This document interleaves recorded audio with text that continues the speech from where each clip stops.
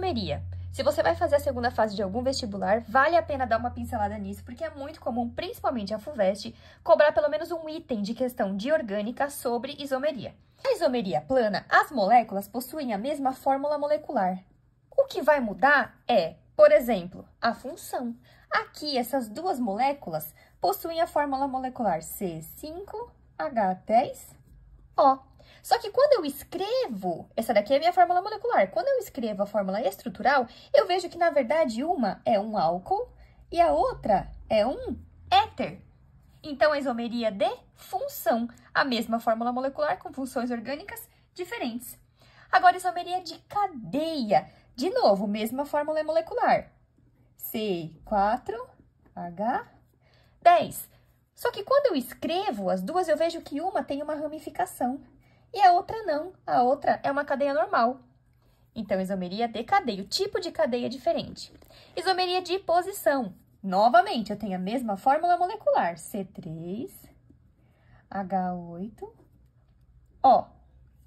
O que muda? A posição do grupo H. Veja que é diferente desse, é o mesmo grupo funcional. O que muda é a posição. Esse aqui está no carbono 1, esse aqui está no carbono 2. Isomeria de compensação. Fórmula molecular desses dois compostos, C4H10O. O que muda? A posição do heteroátomo no meio da cadeia.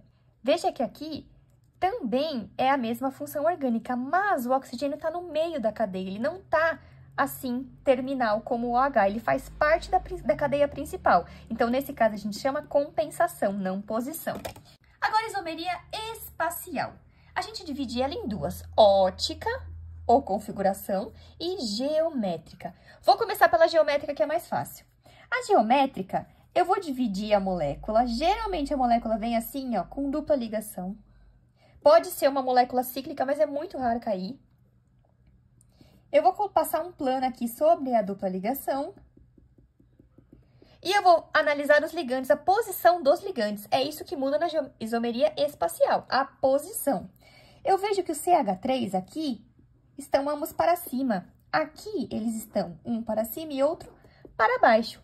Quando eles estão no mesmo plano, eu chamo de isomeria cis. Quando eles estão em planos opostos, eu chamo de isomeria trans. Agora, isomeria ótica. Essa aqui é um pouquinho mais difícil.